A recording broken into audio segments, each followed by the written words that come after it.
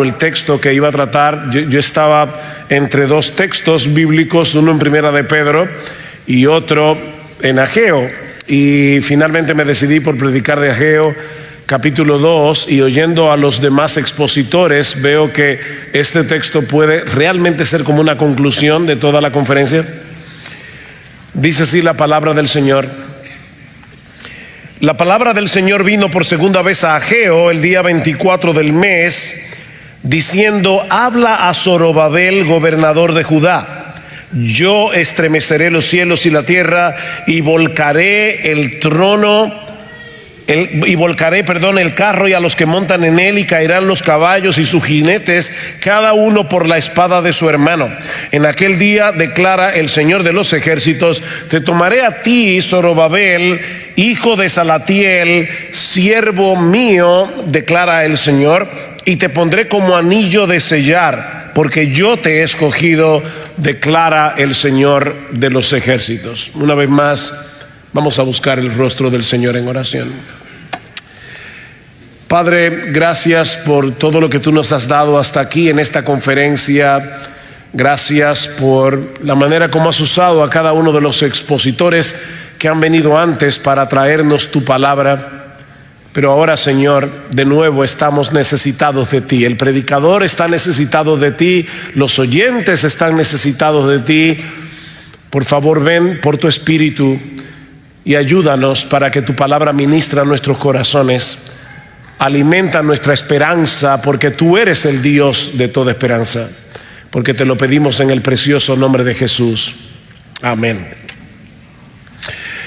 A principios de febrero del año pasado, el Programa de las Naciones Unidas para el Desarrollo publicó un informe en el que se señalaba, y cito, que la sensación de protección de la población se encuentra por debajo del mínimo en casi todos los países, y que 6 de cada 7 personas en el mundo sufren un sentimiento de inseguridad. 6 de cada 7. Según este informe, las naciones, y esto me llamó la atención, las naciones con algunos de los niveles más elevados de salud, riqueza y educación muestran un mayor grado de ansiedad que hace 10 años. Añádale a eso que aún entre los cristianos se percibe cierto grado de desasosiego por el futuro. La agenda globalista, marcadamente secularizada, avanza a un paso tan acelerado que muchos se preguntan qué le espera a la iglesia en los próximos años, o en qué forma este derrumbe moral, este derrumbe social puede llegar a impactar o está afectando ya a nuestros hijos, a nuestros nietos. Hay un temor generalizado, hermanos. Y no solo entre los incrédulos, sino también entre muchos creyentes. La diferencia, y es una gran diferencia, es que los creyentes tenemos en nuestras manos las promesas de Dios, con las cuales podemos mantener a raya el temor, podemos mantener a raya la ansiedad y vivir en esperanza. Y eso es precisamente lo que vemos en este pasaje que vamos a considerar al finalizar el libro de Ageo. Déjenme poner un poco en contexto este pasaje. En aquellos días los judíos estaban enfrentando un futuro muy incierto humanamente hablando. Israel había perdido su soberanía unos 70 años atrás y ahora se encontraban bajo el dominio de los persas. El templo de Jerusalén, que simbolizaba la presencia de Dios en medio de ellos, seguía en ruinas porque los israelitas que habían regresado con Zorobabel alrededor del año 537 antes de Cristo habían detenido el proyecto de reconstrucción. Y es precisamente por eso que Dios envió al profeta Ageo para que ellos reiniciaran el proyecto. Todo parecía indicar que en los próximos años Israel seguiría siendo como una mota de polvo en medio de los países de Oriente Medio, rodeada de naciones muy poderosas que podían volcarse contra ellos en cualquier momento. ¿Dónde había quedado la promesa que Dios le había hecho a David de que uno de sus descendientes se sentaría en su trono para siempre? ¿Había algún futuro para Israel como nación del pacto? Mis hermanos, el panorama que estos judíos tenían por delante no parecía muy prometedor. Pero en ese momento Dios le envía a Zorobabel, que era el gobernador de Judá, un mensaje sorprendente que Ageo debía incluir en su libro. Y yo subrayo eso, porque Dios pudo haberle mandado un mensaje a Zorobabel a través de Ageo, y el Espíritu Santo pudo no haber inspirado a Ageo para que lo incluyera en su libro. Pero Dios quería, mis hermanos, que tú y yo, en enero del 2023, en el estado de Texas, en la ciudad de Denton, escucháramos el mensaje que Dios le dio a Zorobabel hace cientos de años atrás. ¿Y sabes por qué? Porque tú y yo necesitamos el mensaje que Dios le dio a Zorobabel. Tú y yo necesitamos escuchar esto. Necesitamos abrazar de corazón este mensaje que Dios le dio a este hombre en aquel día, y esto por tres razones. Hay al menos tres cosas que el Señor quería enseñarle a Zorobabel, y a ti, y a ti, y a ti, y a mí. Tres cosas. La primera es que sus planes se cumplirán sin lugar a dudas, porque nuestro Dios, mis amados hermanos, posee dominio absoluto sobre todas las cosas. Nuestro Dios es soberano.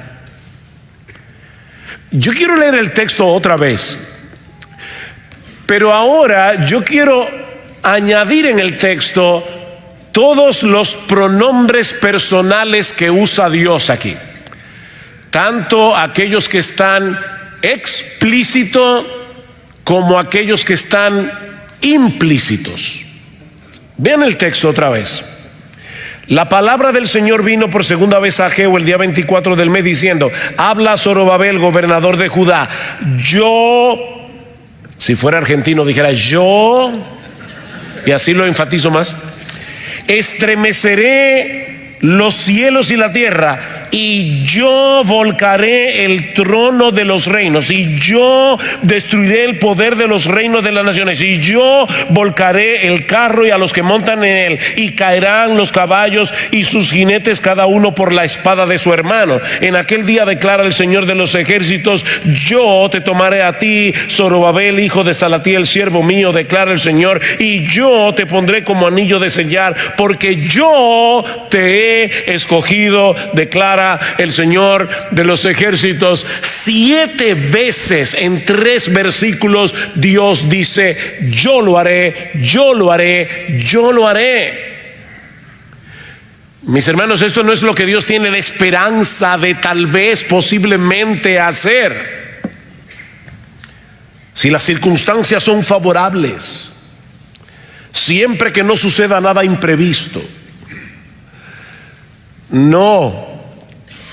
Esto es lo que Dios ha dicho que hará, mis hermanos, con toda certeza, porque nada ni nadie puede oponerse a sus planes. Nadie, nada en el mundo puede frustrar sus decisiones. El futuro será como nuestro bendito Dios ha decidido que sea, porque Él controla todas las cosas, porque para eso Él es Dios, con D mayúscula. Sus decretos no dejan lugar a la incertidumbre, ni para el más pequeñísimo error. Porque no hay un rincón en todo el universo donde nuestro Dios no ejerza una absoluta soberanía. Él no gobierna por el voto popular. Nuestro Dios no se está postulando para ser gobernador del universo. Él es el Señor de los señores. Porque para eso es Dios. Él no tiene rival. No hay nada que se le asemeje. Dice en Isaías capítulo 46 versículo 9 que no hay ningún Dios como Él, dice el Señor, que anunció lo por venir desde el principio y desde la antigüedad lo que aún no era hecho, que digo, mi consejo permanecerá y haré, ¿cuánto de lo que Él quiere?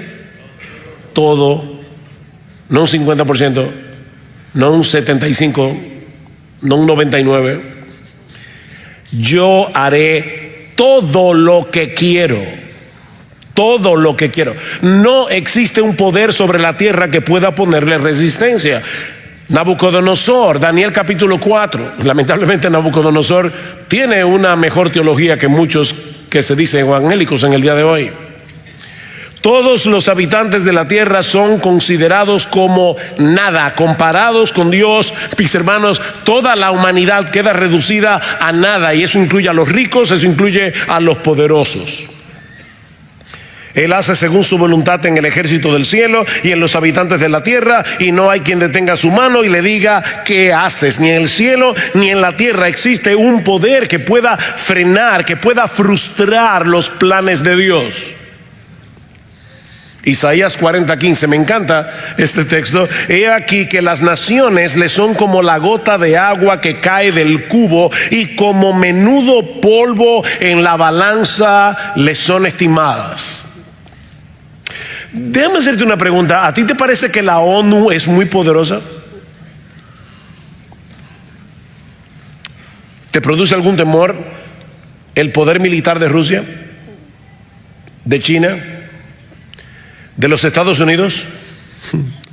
Porque para Dios todas las naciones, mi hermana, algún día tú has estado limpiando la casa y se te cae una gota de agua de la cubeta.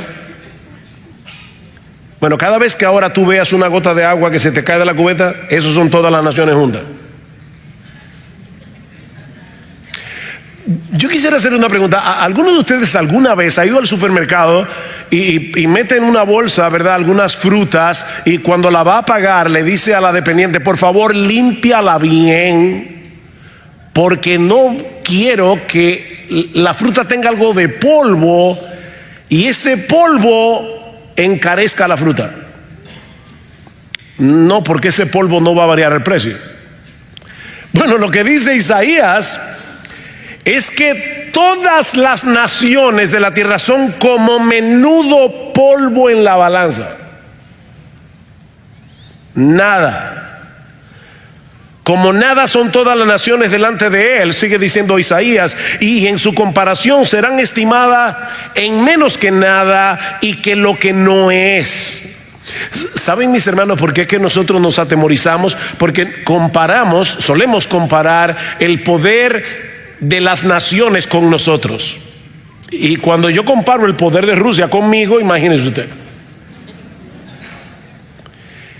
Pero si tú haces como hizo Moisés, que cuando tenía Faraón delante de él se sostuvo como viendo al invisible, te vas a dar cuenta que no importa si es Faraón, no importa quién sea, es como un chihuahua delante del Señor. Nada, nada. Espera en ese Dios que puede decir yo lo haré, porque Él sigue sentado en su trono. Él no ha claudicado, créeme. Él está gobernando todas las cosas para su gloria y para el bien de su pueblo, aunque en este momento no tengamos ni idea de lo que Él está haciendo. Lo segundo que Dios le dice a Zorobabel, y a ti, y a ti, y a ti, y yo no sé si hay alguien por ahí, a cualquiera, es que todos los reinos rivales del Mesías serán destruidos. Todos los reinos rivales de Dios serán destruidos. Ninguna oposición contra Dios prevalecerá. Nota otra vez el versículo 21. Habla Zorobabel, gobernador de Judá: yo estremeceré los cielos y la tierra, y volcaré el trono de los reinos, y destruiré el poder de los reinos de las naciones, y volcaré el carro y a los que montan en él, y caerán los caballos y sus jinetes, cada uno por la espada de su hermano. El versículo 21 es una figura muy similar a la que vemos en los versículos 6 y 7 de este mismo capítulo, excepto que en los versículos 6 y 7 tiene un significado diferente. Nota lo que dice Ageo capítulo 2 versículo 6: porque así dice el Señor de los ejércitos, una vez más, dentro de poco yo haré temblar los cielos y la tierra. Otra vez, el mar y la tierra firme, y haré temblar a todas las naciones. Vendrán entonces los tesoros de todas las naciones, y yo llenaré de gloria esta casa, dice el Señor de los ejércitos. En los versículos 6 y 7 de Ageos 2 se habla de la aparición magnificente de Dios, que traerá como resultado la sumisión de las naciones a Él.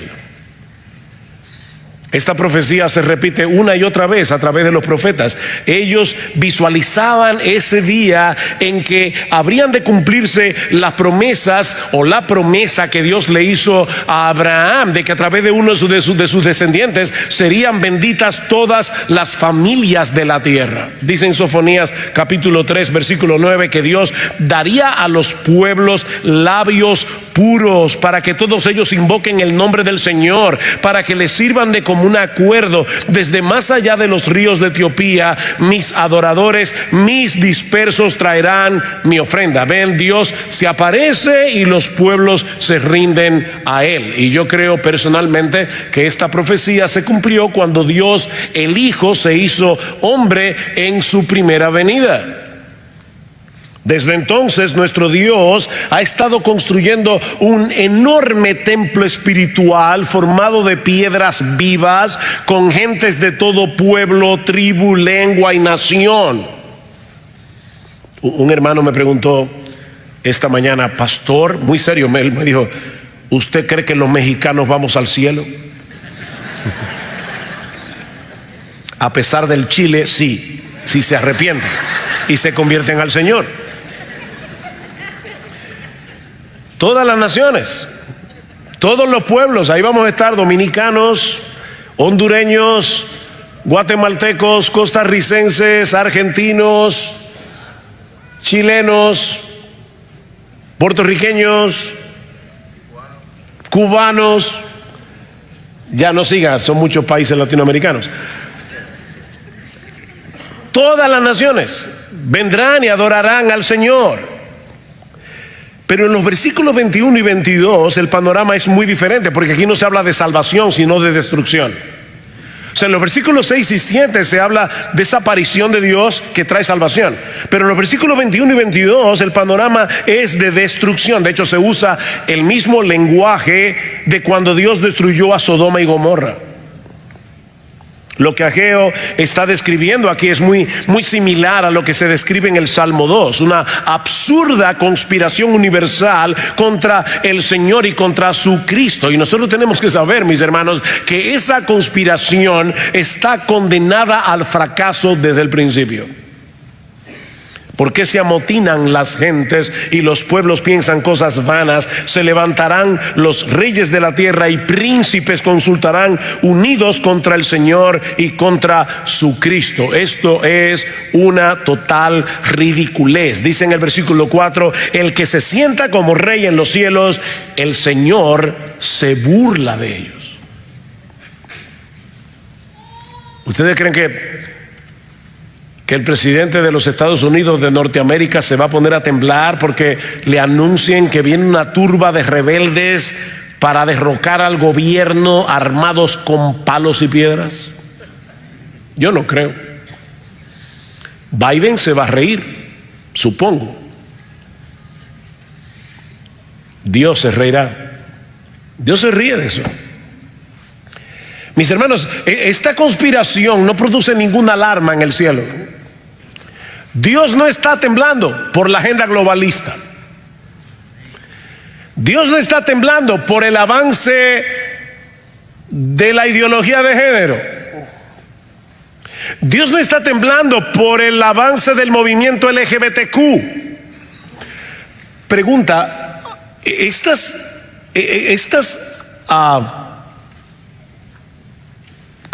amenazas son reales? Sí, son reales.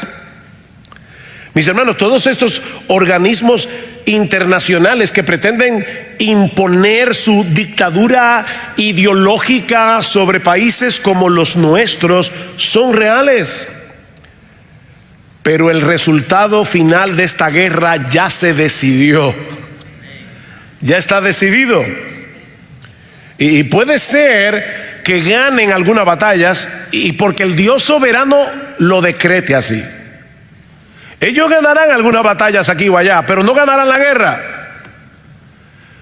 Porque nosotros estamos del lado del vencedor. Ya Dios determinó la destrucción final de todos los reinos que se oponen al suyo. Por eso alguien decía muy sabiamente que no debemos visualizar el futuro a la luz del presente. No, debemos visualizar el presente a la luz de lo que nos espera en el futuro. Y lo que nos espera en el futuro es que todos los poderes mundiales que se oponen a Dios serán aplastados y serán puestos por estrado de los pies de nuestro bendito Señor y Salvador Jesucristo. Esta profecía obviamente tendrá su cumplimiento final y definitivo cuando Jesucristo regrese en gloria. Pero ¿saben qué, hermanos? Nosotros podemos estudiar la historia y veremos cómo Dios ha estado decidiendo el destino de los grandes imperios a través de todos los años, a través de todos los siglos, a través de toda la historia. Cuando Hitler anunció que el Tercer Reich, eso fue a principios de 1933, iba a durar 1000 años, él no sabía que el Tercer Reich iba a durar 12 años, 3 meses y 8 días. No 1000 años. Es Dios y no el hombre el que determina los movimientos de la historia. Solo Él tiene el poder de decir: yo lo haré. Solo Él, nadie más. Así que este sistema que ahora conspira contra el Dios del cielo será completamente destruido, dice Pedro. Pero según su promesa, nosotros esperamos nuevos cielos y nueva tierra en los cuales mora la justicia. Y como Dios lo prometió, podemos esperarlo, porque Dios no miente. Mis hermanos, lo que dice este libro es la verdad verdadera de Dios. ¿Recuerdan esa niña en la escuela dominical que el profesor, en la escuela dominical, no, perdón, en la escuela pública, el profesor quería burlarse de ella y le dice: entonces, ¿tú crees que es verdad que un gran pez se tragó a Jonás? Y la niña le dijo: sí, yo lo creo, y si la Biblia dijera que fue Jonás el que se tragó al gran pez, también lo creo. Lo que dice este libro es verdad. Es la verdad verdadera de Dios. Lo que nos lleva a la tercera parte del mensaje de Zorobabel, o a Zorobabel, perdón, de Ageo a Zorobabel.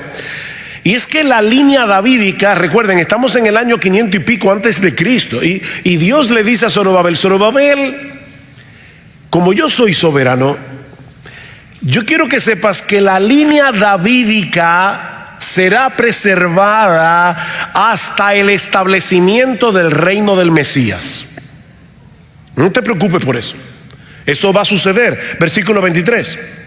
En aquel día, declara el Señor de los ejércitos, te tomaré a ti, Zorobabel, hijo de Salatiel, siervo mío, declara el Señor, y te pondré como anillo de sellar, porque yo te he escogido, declara el Señor de los ejércitos. Ahora, para poder entender esta parte del mensaje, es necesario recordar que Zorobabel era nieto de Joacim, que fue el último rey de la dinastía davídica que realmente reinó en Jerusalén antes de la cautividad babilónica.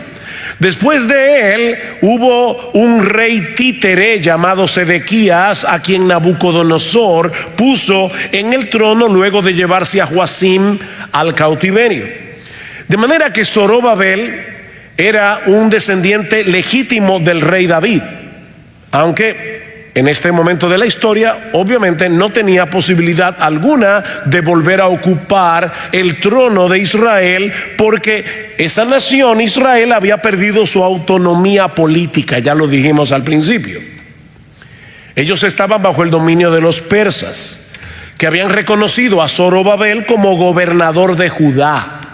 Ahora, con esto en mente, veamos una vez más la primera parte del versículo 23. En aquel día, declara el Señor de los ejércitos, te tomaré a ti, Zorobabel, hijo de Salatiel, siervo mío, declara el Señor. Noten que esta vez Dios no se refiere a Zorobabel como gobernador de Judá. Si leen Ageo, se van a dar cuenta que esa es la manera como Dios se refiere a Zorobabel a través de todo el libro, excepto en este último versículo. Aquí le llama siervo mío, y este es un título que se usa en el Antiguo Testamento para referirse a David y que aparece varias veces en los capítulos 40 al 55 del libro de Isaías para referirse al Mesías. Ahora leamos la segunda parte. Y te pondré como anillo de sellar, porque yo te he escogido, declara el Señor de los ejércitos. Este sello era un símbolo de autoridad, era usado para endosar los documentos oficiales, como si fuera la firma del rey. De hecho, era algo tan importante que los reyes solían llevarlo consigo como una medida de protección. O sea, el rey llevaba con él el anillo de sellar, porque con este anillo se podía hacer muchos fraudes y hacer documentos fraudulentos. Bueno, ahora Dios le dice a Zorobabel, yo te tomaré y te pondré como anillo de sello, es decir, yo te protegeré, yo te investiré de autoridad porque yo te he escogido. El trasfondo de esta promesa la encontramos en el capítulo 22 del libro de Jeremías, donde Dios le anuncia a Joacim, recuerden que Joacim era el abuelo de Zorobabel, que él sería llevado en cautiverio por causa de su pecado y que ninguno de sus descendientes inmediatos volverían a sentarse en el trono de Israel. Y es interesante que en el capítulo 22 de Jeremías, el lenguaje que usa Dios a través del profeta es muy similar al de Ageo 2:23. Escuchen, vivo yo, declara el Señor, aunque Conías, hijo de Joacim, rey de Judá, fuera un anillo en mi mano derecha, aún de allí lo arrancaría. O sea, para Joacim no había remedio, ni para sus descendientes inmediatos. Pero ahora Dios le está prometiendo a Zorobabel revertir esas palabras de juicio. La promesa mesiánica que Dios le hizo a David habría de cumplirse con un descendiente de Zorobabel. Yo te he escogido como mi siervo, te protegeré como un anillo de sellar en mi propia mano y te investiré de autoridad. Zorobabel no tenía en ese momento ninguna importancia política, era el gobernador de una pequeña nación bajo la soberanía de los persas, y un poco más adelante iban a estar bajo el dominio de los griegos, y un poco más adelante iban a estar bajo el dominio del Imperio Romano. Humanamente hablando, mis amados hermanos, era muy improbable que Dios cumpliera la promesa que él le había hecho a David. Pero nuestro Dios es Dios y nuestro Dios es fiel. ¿Y saben qué pasó? Él preservó a los descendientes de Zorobabel durante 500 años, hasta que llegamos a Mateo 1. ¿Y qué leemos en Mateo 1? En el versículo 12. Después de la deportación a Babilonia, Jeconías engendró a Salatiel, Salatiel a Zorobabel, Zorobabel engendró a Abiud, Abiud Eliakim, Eliakim a Azor, Azor engendró a Sadoc, Sadoc a Akim, Akim a Eliud, Eliud a Eleazar, Eleazar a Matán, Matán a Jacob, Jacob engendró a José, el marido de María, de la cual nació Jesús, llamado el Cristo. ¿A ti te aburren las genealogías? Tú eres de lo que llega al capítulo 1 de Primera de Crónicas y saltas hasta el 9. La verdad es que el Evangelio de Mateo, para comenzar, ¿verdad?, el Nuevo Testamento, suena raro. Llegamos al Evangelio, por si acaso, Mateo no comienza en el versículo 18 del capítulo 1, sino en el capítulo 1, versículo 1. Libro de la genealogía, sí, esa misma palabra, genealogía de Jesucristo, hijo de David, hijo de Abraham. Si lees la genealogía de Lucas, Lucas 3, verás que Zorobabel también es un ascendiente de María, si es que la genealogía de Lucas es de María. Mis hermanos, una de las razones por las que encontramos tantas genealogías en la Biblia es para probar que nuestro Dios es fiel y que Él ha cumplido en Cristo lo que le prometió a David, un reino eterno, lo que le prometió a Abraham, que a través de uno de sus descendientes serían benditas todas las familias de la tierra. Israel tuvo que esperar 500 años para ver el cumplimiento de esta promesa, pero nuestro Dios es fiel. Y aunque el Mesías murió en debilidad en una cruz romana, Él resucitó al tercer día, Él ascendió a los cielos, Él está sentado a la diestra del Padre y estamos esperando su regreso hasta que todos sus enemigos sean puestos por estrados de sus pies. Mis hermanos amados, mis hermanas, el día llegará cuando en el nombre de Jesús se doblará toda rodilla de los que están en los cielos y en la tierra y debajo de la tierra, y toda lengua confiese que Jesucristo es el Señor, para la gloria de Dios el Padre. No hay posibilidad alguna de que la historia humana termine de otro modo. El soberano del universo dijo que lo hará, y lo hará. En los días de Zorobabel, esa promesa no parecía realizable. Los poderes de este mundo parecían demasiado poderosos. ¿No es lo mismo que sucede en el día de hoy? Pero lee Mateo. Dios cumplió lo que le prometió a Zorobabel en el libro de Ageo. ¿Dónde está el poderío de los persas? ¿Dónde está el poderío de los griegos? ¿Dónde están los romanos? Ya no existen más. Pero Jesús está sentado en su trono y volverá por segunda vez, dice segunda Tesalonicenses, para dar retribución a los que no conocieron a Dios ni obedecen al evangelio de nuestro Señor Jesucristo, los cuales sufrirán pena de eterna perdición, excluidos de la presencia del Señor y de la gloria de su poder, cuando venga en aquel día para ser glorificado en sus santos y ser admirado en los que creyeron, en todos los que creyeron. Esa es nuestra esperanza. Así que espera en Dios, porque Él lo hará. Él lo hará. No tengas la menor duda, el reino del Mesías será establecido en los cielos nuevos y en la nueva tierra, y toda la tierra será llena del conocimiento de la gloria del Señor, como las aguas cubren el mar, dice en Habacuc.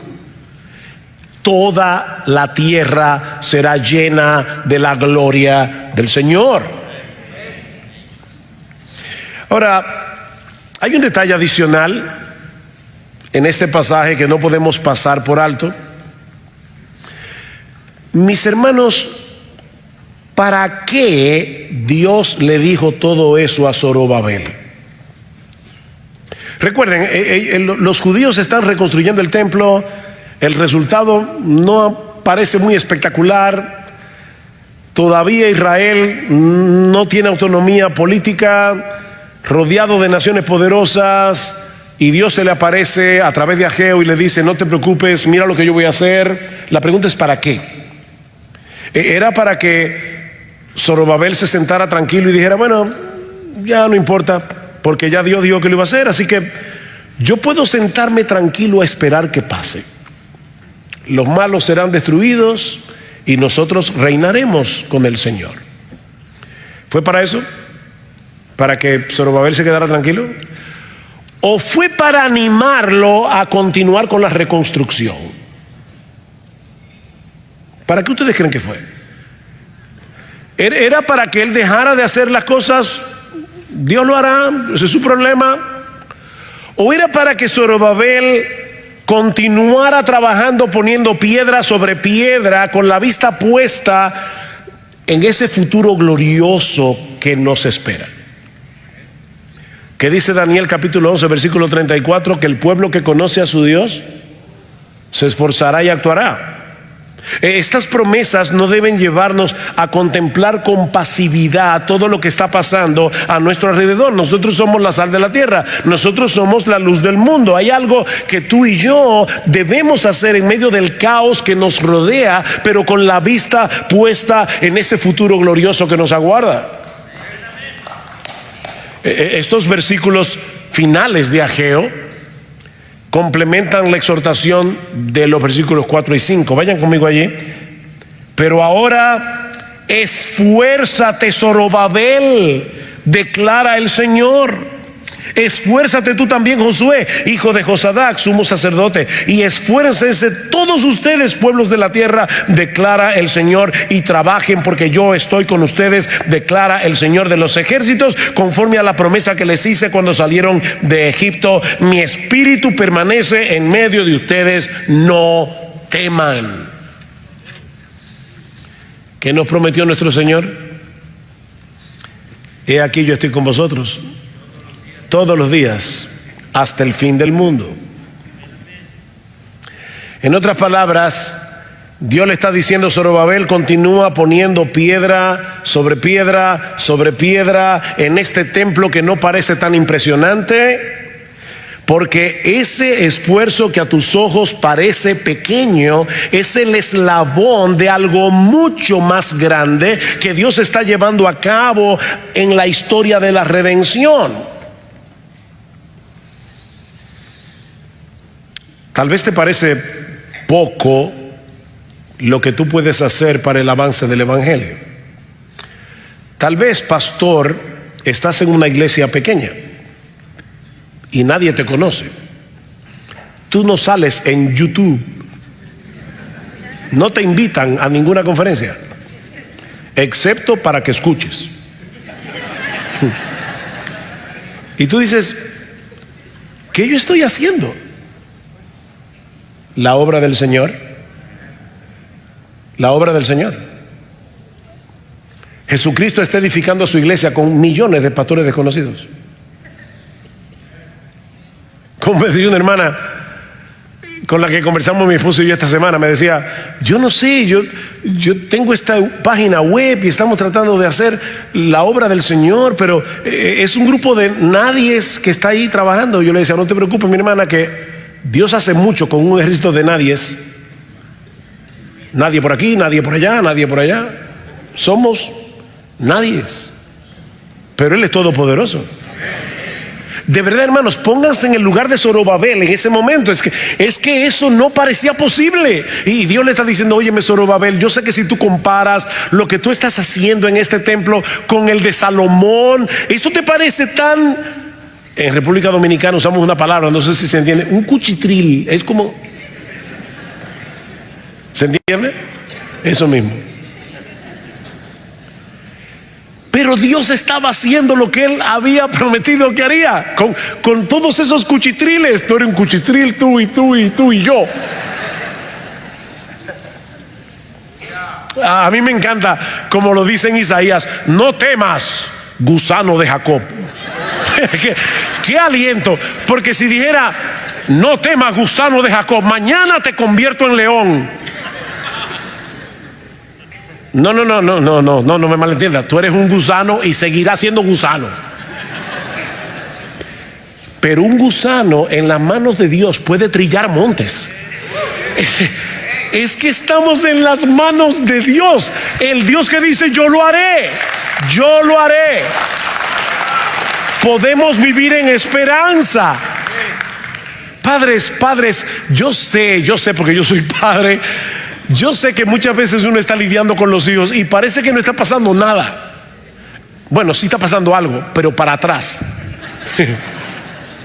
Y uno está ahí sembrando la semilla, y uno dice: Señor, pero ¿cuándo es que esto va a florecer? No te preocupes, sigue sembrando. Sigue haciendo la obra.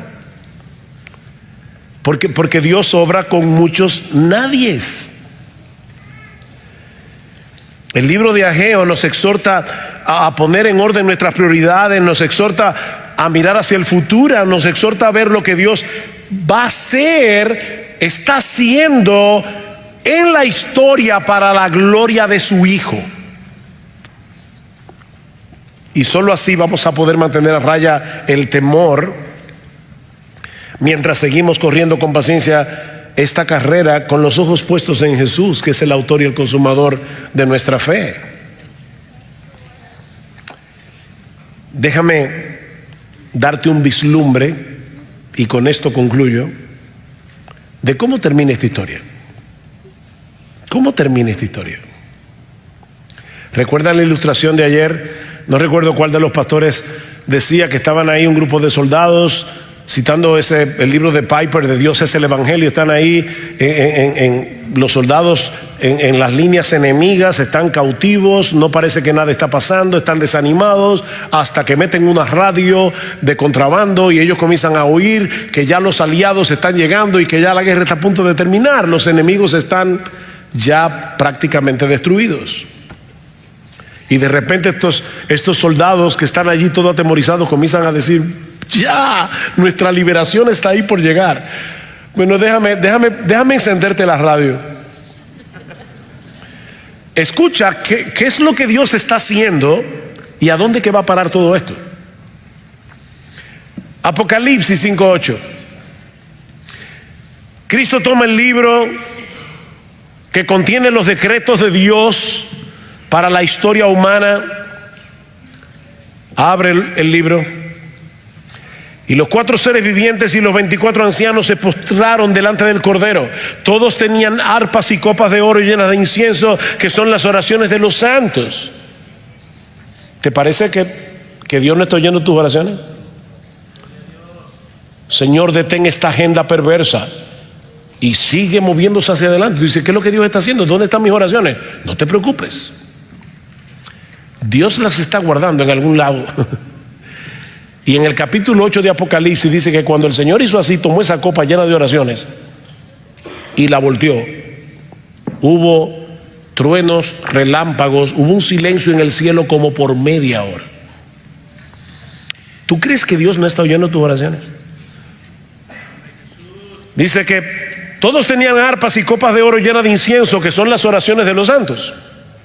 Y cantaban un nuevo cántico diciendo: digno eres de tomar el libro y de abrir sus sellos, porque tú fuiste inmolado y con tu sangre nos has redimido para Dios de todo linaje, lengua, pueblo y nación, y nos has hecho para nuestro Dios reyes y sacerdotes, y reinaremos sobre la tierra.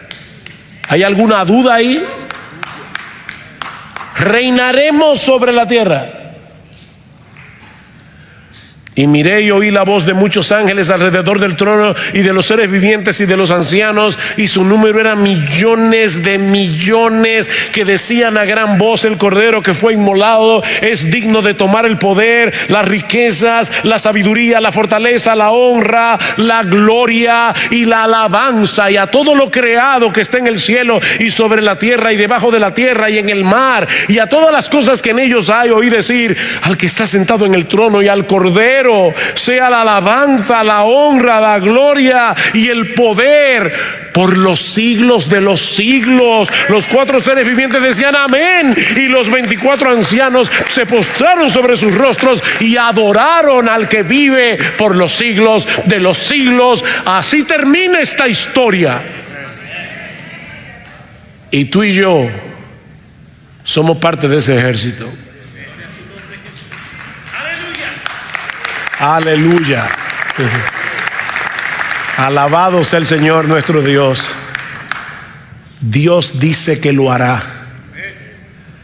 Y hoy, en enero del 2023,